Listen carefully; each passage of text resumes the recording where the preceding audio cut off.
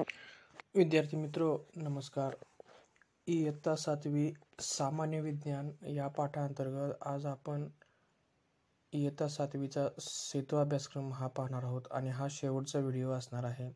सेतू अभ्यासक्रमाची जी काही गुणवैशिष्ट्य होती हे आपण ऐकलेले आहोत किंवा माहिती घेतली आहे. याच्यामध्ये मागील इयत्तेच्या आधारावर अभ्यासावर असणारे काही कन्सेप्ट्स किंवा काही माहिती, व्याख्या, कृतीपत्रिका, एका वाक्यात उत्तरे, जोड्या लावा, कारण संबंध अशा प्रकारचे काही प्रश्न होते. हे प्रश्न आपण अभ्यासताना याच्या संदर्भातली माहिती आपण जाणून घेतली आहे. वाचन करणे, आकृत्यांचा संबंध स्पष्ट करणे ह्या गोष्टी आपल्याला माहीत असणे खूप गरजेचे आहे. याच्यामध्ये आता मी तुम्हाला काही एक कृतीपत्रिका 23 दाखवतोय. 23वी कृतीपत्रिका आपण थोडीशी बघायची आहे. याच्यामध्ये काय काय माहिती आली आहे हे थोडंसं आपण बघा. समजून घेऊया.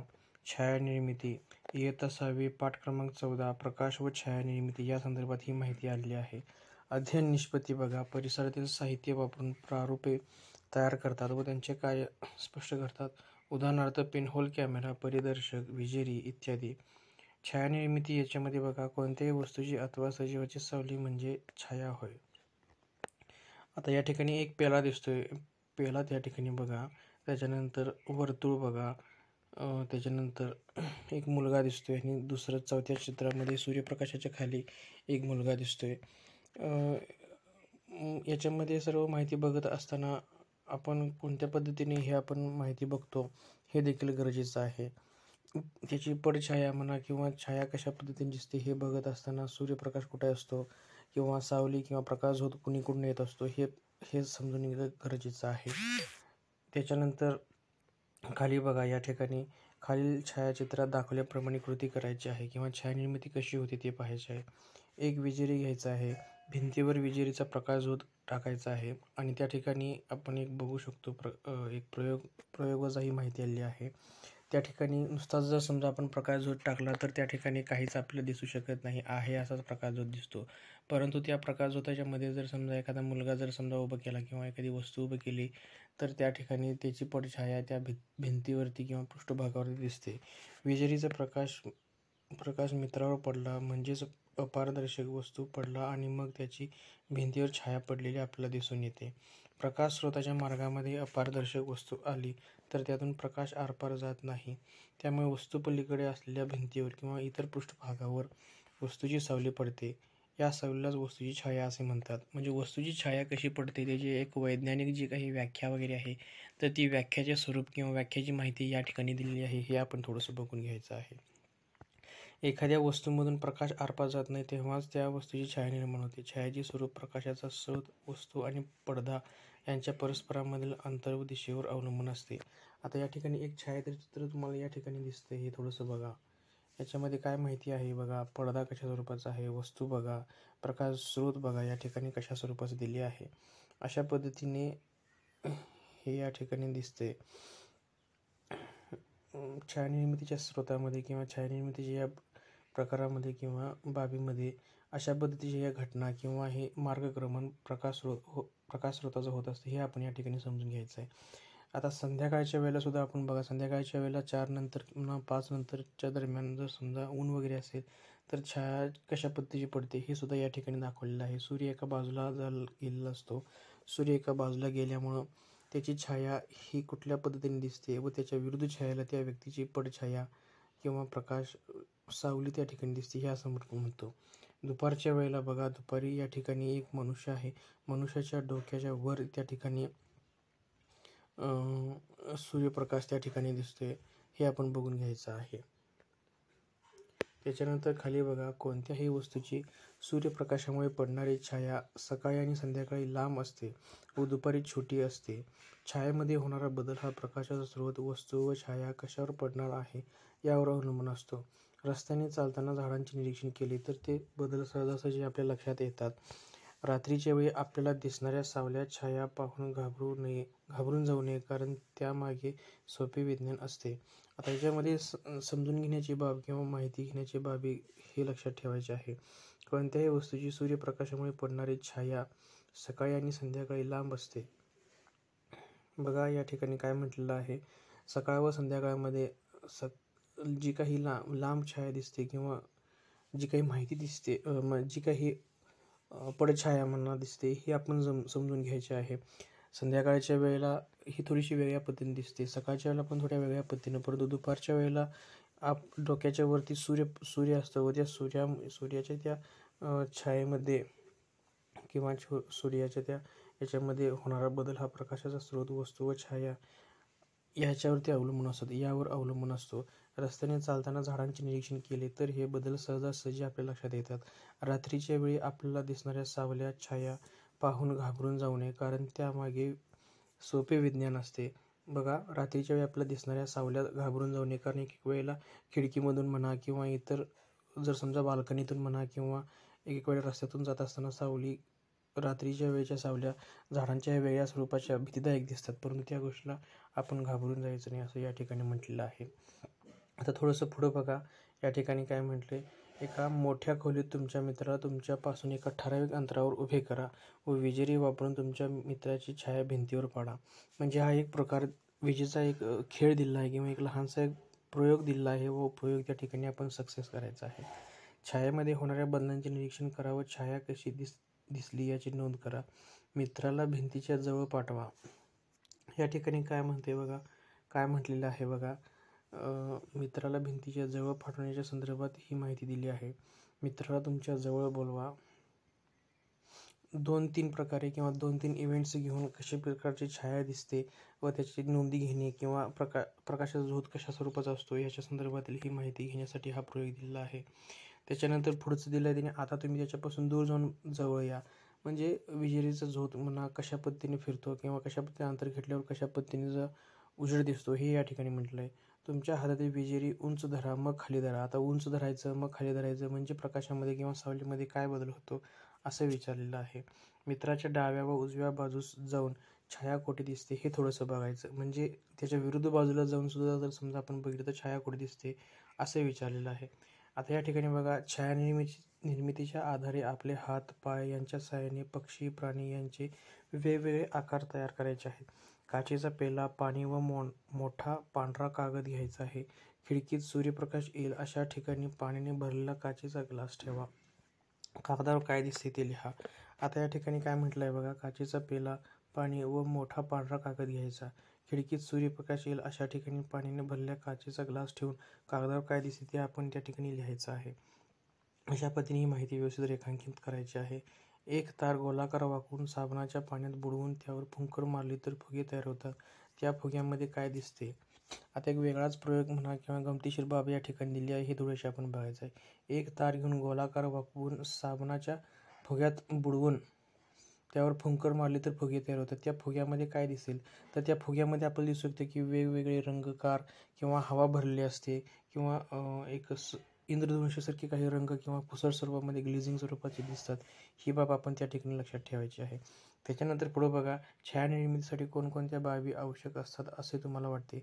आता छायानिर्मिती म्हणजे नेमकं काय, तर वस्तूची एखादी सावली किंवा पडछाया निर्माण करणे याच्यामध्ये असते. ते म्हणजे कधी उजेड म्हणा किंवा विजेरी, टॉर्च किंवा लाईट्स किंवा सूर्यप्रकाश दुपारच्या वेळेचा किंवा सायंकाळच्या अशा बाबी आवश्यक असतात व त्याच्यामुळे आपल्याला छायानिर्मिती होऊ शकते. व छायानिर्मिती होत असताना नोंदी जर समजा ठेवायची असेल तर त्या प्रत्येक वेळेला प्रत्येक ठिकाणी प्रत्येक घटकाला वेगवेगळ्या असतात असं या ठिकाणी म्हटलेलं आहे. आता या ठिकाणी बघा, अधिक अभ्यासासाठी काही लिंक्स दिले आहेत. छायानिर्मिती नेमकं म्हणजे काय, कशा स्वरूपाची ते छायानिर्मिती होत असतात. दीक्षा ॲपमध्ये लिंक्स या ठिकाणी दिलेल्या आहेत. ह्या लिंक्स आपण थोड्याशा बघायच्या आहेत. लिंक्स बघितल्यानंतर आपण अमूर्त संकल्पनावर असतील तर ते आपण बघून घ्यायचे आहेत, शिकून घ्यायचे आहेत. पुढं बघा, आता कृतीपत्रिका 24 बघा, कृतीपत्रिका 24 दिलेली आहे. चुंबकत्व शोध, चुंबकीय पदार्थ, अचुंबकीय पदार्थ, संदर्भ इयत्ता 6वी, प्रकरण 15, चुंबकाची गंमत ही बाब दिलेली आहे. शिकत असलेल्या वैज्ञानिक संकल्पनांचा दैनंदिन जीवनात वापर करतात.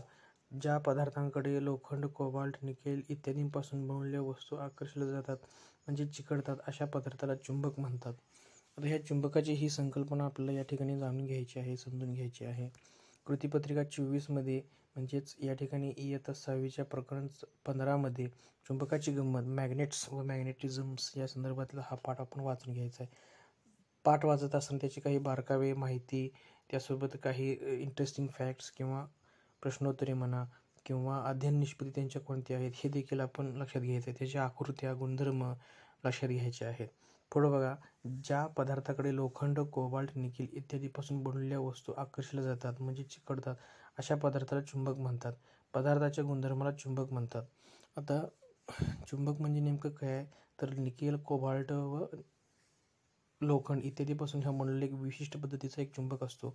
हा चुंबक आपण आपल्या घरामध्ये म्हणा किंवा रिपेरी करण्याच्या दुकानामध्ये, त्यासोबत इतर अनेक ठिकाणी आपण हे चुंबक पाहत असतो. मोठमोठ्या डॉकयार्ड्समध्ये सुद्धा हे चुंबक आपल्याला पाहायला बघू शकतात किंवा अनुभवायला मिळू शकतात. हे त्यासोबत चायनामध्ये काही चुंबकावर आधारित काही रेल्वेसुद्धा धावत आहेत.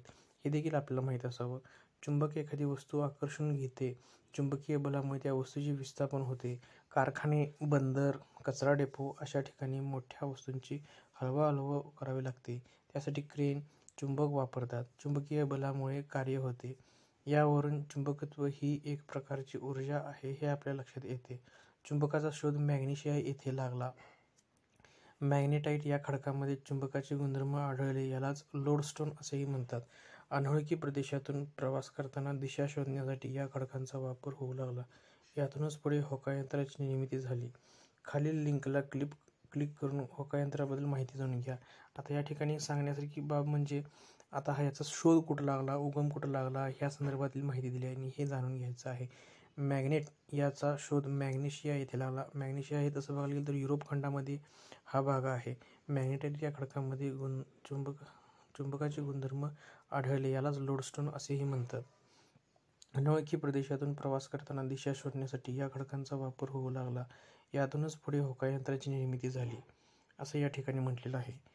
खालील लिंकला क्लिक करून होकायंत्राबद्दलच्या सगळ्या माहिती किंवा ही बाब आपण जाणून घ्यायची आहे.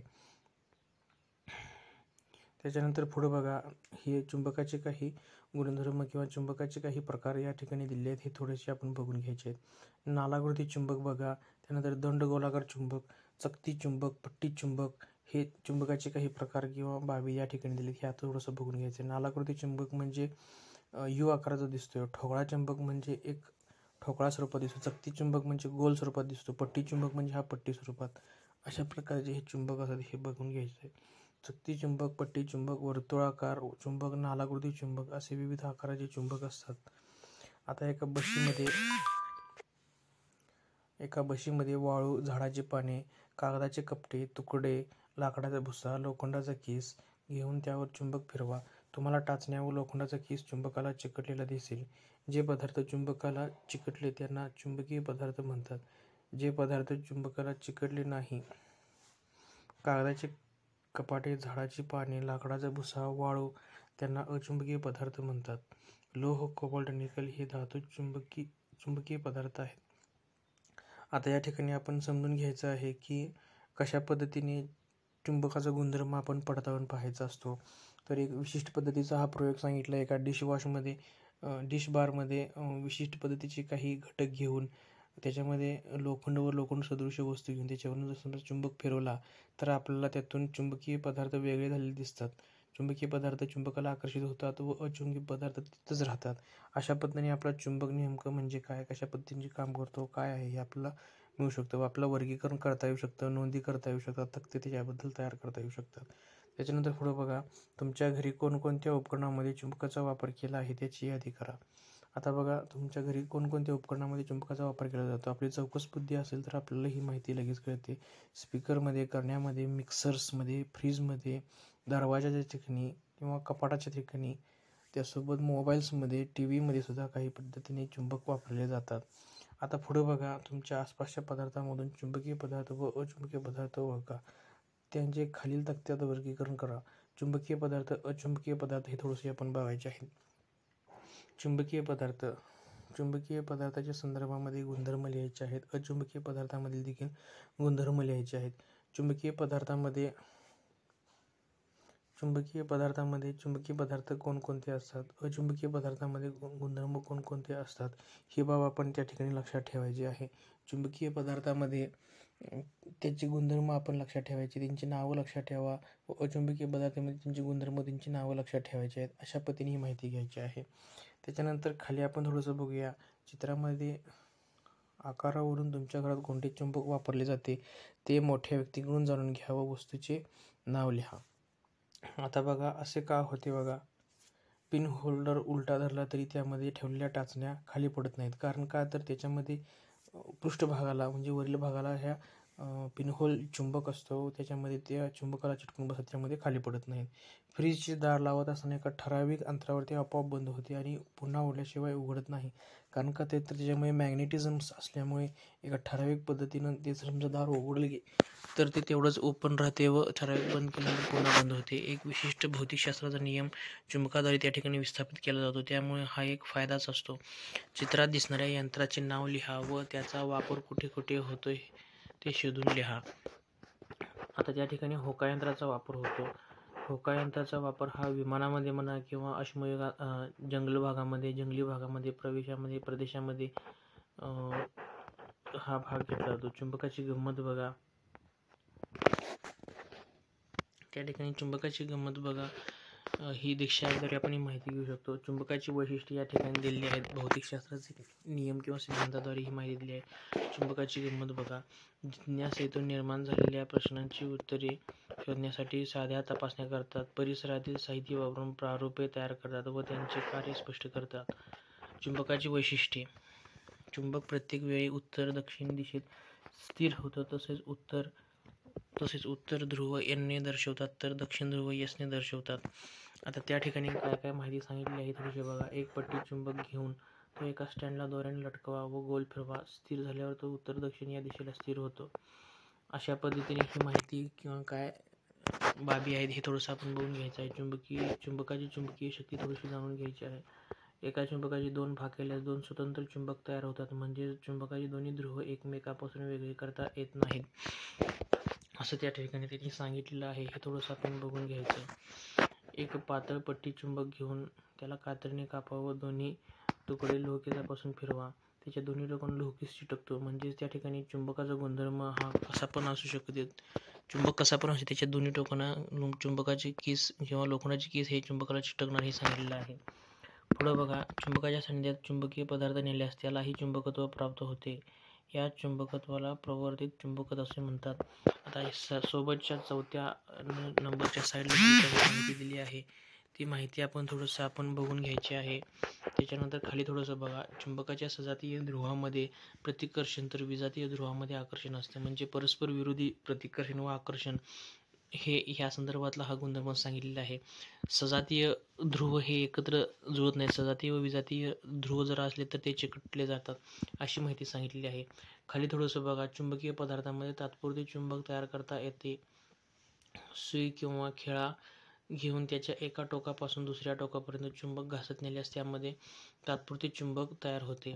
आता त्या ठिकाणी एक चुंबकत्वाच्या स्वरूपामध्ये किंवा संदर्भामध्ये एक गुणधर्म आहे. जर समजा लोखंड म्हणा किंवा पिन म्हणा त्याच्यावर किंवा मार्तूलवरती जर समजा आपण म्हटलं चुंबक घासला तर त्याच्यामध्ये चुंबकत्व प्राप्त होतं व त्याच्यामुळं चुंबकत्व प्राप्त झाल्यामुळं कोणत्याही वस्तू आपल्याला त्याच्यातून आकर्षित करता येत असतात, असे त्या ठिकाणी सांगितलं आहे. तुमच्याकडे उपलब्ध असणाऱ्या चुंबकाची ध्रुव निश्चित करा. ध्रुव निश्चित करण्याच्या संदर्भामध्ये ही माहिती आपण थोडीशी बघून घ्या, वाचून घ्या. चुंबकाचे आकर्षण व प्रतिकर्षण या वैशिष्ट्यांचा उपयोग करून एखादी खेळणी तयार करा. यासाठी खालील लिंक बघा. आता या ठिकाणी खाली काय सांगितलेले आहेत बघा. लिंक्स दिले आहेत. त्या लिंक्स आपण त्या ठिकाणी बघून घ्यायचे आहेत. कृती करा. एक खिळा घ्या, त्यावर एका टोकापासून दुसऱ्या टोकापर्यंत चुंबक घासत न्या. आता त्या खिळ्यावर टाचण्या नेल्यास काय होईल ते लिहा. आपण हा प्रयोग स्वतः घरात करून बघितला तरी सुद्धा चालू शकेल. शास्त्रज्ञांच्या कथा वाचले. आता सुट्टी आहे. शास्त्रज्ञांच्या कथा जर समजा वाचला, पेपरमध्ये जर समजा काही भूतकथा किंवा विज्ञान जगत, विज्ञान विश्व जर समजा घटना किंवा बाबी येत असेल तर त्या आपण वाचायच्या आहेत. मोठमोठ्या शास्त्रज्ञांची काही व्यक्तिमत्व, चरित्र, पुस्तकी गोष्टी, घटना ह्या वाचून ठेवायच्यात, म्हणजे जेणेकरून आपल्या देखील वैज्ञानिक बाबी याच्यामध्ये आपल्याला माहिती होऊ शकतील. चुंबकाची गंमत आपण थोडीशी बघायची आहे. कृतीपत्रिका 26 बघायची आहे. विश्व म्हणजे काय, दीर्घिका व तारे हे आपण बघायचं आहे. इयत्ता 6वी प्रकरण 16 विश्वाचे अंतरंग, याच्यामध्ये ही सर्व माहिती आहे. दीर्घिका, त्याच्यानंतर विविध घटक, तारे, ग्रह यांचे निरीक्षण करून तुलनात्मक अभ्यास करायचा आहे. असंख्य तारे व त्यांच्या ग्रह मालिका यांच्या समूहास दीर्घिका असे म्हणतात असं सांगितलेलं आहे. आकाशगंगा, त्याच्यानंतर अशा असंख्य दीर्घिका, त्यामध्ये अवकाश व ऊर्जा यांचा समावेश विश्वात होतो. आकाशगंगेमध्ये आपल्या सूर्यापेक्षा लहान तसेच हजारो पटीने मोठे असे तारे, तारकागुच्छ, तेजोमय वायूंचे ढग, मृत तारे अशा अनेक खगोलीय वस्तू आहेत. दीर्घिकांच्या आकारावरून त्यांचे विविध प्रकार ओळखले जातात अशी माहिती या ठिकाणी सांगितली आहे. हे थोडंसं बघून घ्यायचं आहे. पुढं बघा, दीर्घिका चक्राकार, वर्तुळाकार, अवरुद्ध चक्राकार, अनियमित अशा स्वरूपाची काही दीर्घिका वगैरे दिली आहेत. हे आपण थोडंसं बघून घ्यायचं आहे. धूलिकण आणि वायू यांचा महाप्रचंड तेजोमय हे ताऱ्यांचे जन्मस्थान आहे. रात्रीच्या निरभ्र आकाशात आपल्याला हजारो असे तारे लुकलुकताना दिसतात. निळे, पांढरे, पिवळे, तांबूस असे विविध रंगाचे तारे आपल्याला पाहायला मिळतात. सामान्यतः ताऱ्यांच्या पृष्ठभागाचे तापमान 3500 ते 50,000 डिग्री सेल्सिअस या मर्यादेत असते. तापमानाप्रमाणे ताऱ्यांचा रंग बदलतो हे या ठिकाणी बघितलं. खाली थोडंसं बघूया ताऱ्यांचे प्रकार बघा. सूर्यसदृश तारे, तांबडी राक्षसी तारे, महाराक्षसी तारे, जोड तारे, रूपविकार तारे असे ताऱ्यांचे प्रकार दिले आहेत. हे आपण आपल्या वहीत लिहायचं आहे. त्यांची माहिती पुढे दिली आहे ती लिहा. नासा आणि इस्रोच्या या संस्थेबद्दल माहिती दिली आहे. त्याच्यानंतर खाली थोडासा हा प्रश्न बघा. आपली सूर्यमालिका कोणत्या दीर्घिकेत आहे हे लिहायचं आहे. पुस्तक वाचायचं त्यासाठी. आकाशगंगा या दीर्घिकेचे दुसरे नाव कोणते आहे ते लिहायचे आहे. दीर्घिकांचे 4 प्रकार लिहायचे आहेत. काळोख्या रात्री आकाश निरीक्षण करून आपली माहिती लिहायची आहे. तारे व ग्रहांचे निरीक्षण करायचे आहे. कोणकोणत्या रंगांचे तारे तुम्हाला पाहायला मिळाले त्याची वहीत नोंद करायची आहे. काळोख्या रात्री निरभ्र आकाशाचे चित्र काढायचे आहे. निरभ्र अंधाऱ्या रात्री उत्तर दिशेला तेजस्वी असा ध्रुव तारा दिसतो, त्याचे निरीक्षण करायचे आहे. मोठ्या व्यक्तीकडून आजी आजोबा ताऱ्यांच्या ग्रहांच्या गोष्टी ऐकायच्या आहेत. आकाश दर्शनाची, ग्रह ताऱ्यांची माहिती असलेल्या पुस्तकांचे वाचन करायचे आहे. विश्वाचे अंतरंग म्हणजे नेमकं काय आहे ही क्लिक करून आपण त्या ठिकाणी बघायचं आहे. त्याच्यानंतर कृतीपत्रिका 27 मध्ये विश्वाचे अंतरंगमध्ये सूर्यमालेत सूर्य, ग्रह, लघुग्रह, धूमकेतू, उल्का यांचा समावेश होतो. सूर्यमालेत एकूण 8 ग्रह आहेत. यात बुध, शुक्र, पृथ्वी आणि मंगळ हे आंतरग्रह आहेत. तर गुरु, शनी, युरेनस आणि नेपच्यून हे बहिर्ग्रह आहेत. बहिर्ग्रहांभोवती कडी असतात. आंतरग्रहाचे कवच कठीण असते तर बहिर्ग्रहाचे बाह्य आवरण वायुरूप असते हे या ठिकाणी सांगितलेलं आहे. हे थोडंसं आपण बघून घ्या.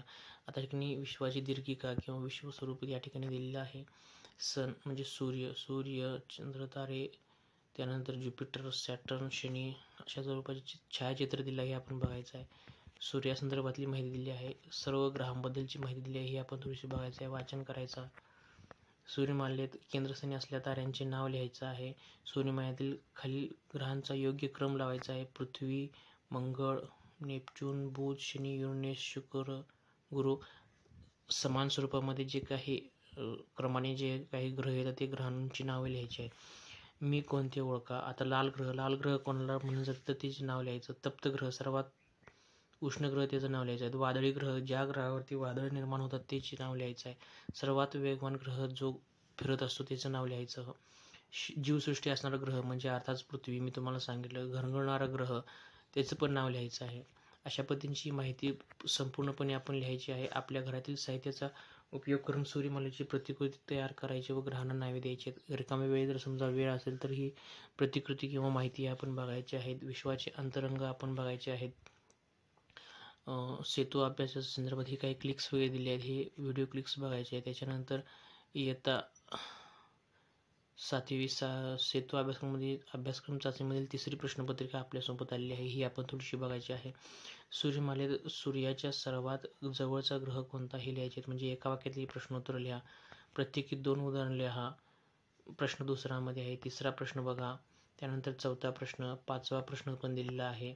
6वा प्रश्न दिलेला आहे. जे काही दुसऱ्यापासून तिसऱ्यापर्यंतचे जे काही प्रश्नपत्रिका किंवा जी माहिती आली ही त्याचं वाचन करणं खूप गरजेचे आहे. मी PDF स्वरूपामध्ये जी काही माहिती पाठवतोय ती बघायची आहे जेणेकरून आपल्याला याची माहिती मिळेल व आपण उत्तरे लिहू शकाल. ठीक आहे. आत्ताचा हा व्हिडिओ शेवटचा आहे. ह्याच्यानंतर मी तुमच्याकडून प्रश्नपत्रिका मागून घेणार आहे. प्रश्नपत्रिका ज्या त्या वेळेला आपण पूर्ण करून द्यायचं आहे, हे खूप गरजेचं आहे. त्याच्याशिवाय आपला सेतू अभ्यासक्रम पूर्ण झाला असं आपल्याला म्हणता येणार नाही, हे लक्षात ठेवायचं आहे. त्याच्यामध्ये सेतू अभ्यासक्रमामध्ये प्रश्नपत्रिका सोडवत असताना विषय, घटक, इयत्ता, वार, तुकडी व सगळ्यात आपलं नाव असणं हे देखील खूप गरजेचं आहे. त्याच्याशिवाय आपल्याला अध्ययन पूर्ण होणार नाही असं आपण म्हणूया. धन्यवाद.